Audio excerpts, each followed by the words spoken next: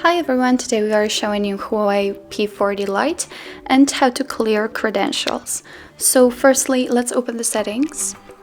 Now let's scroll down and find the security bar. Okay, here let's choose more settings.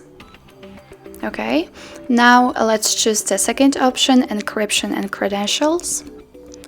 Okay, and here, as you can see on the very bottom, you've got the option delete all credentials. So click on it and click delete. And that's all. You've just deleted the all credentials from your HUAWEI P40 Lite. So thank you so much for watching. Please hit the subscribe button and leave the thumbs up.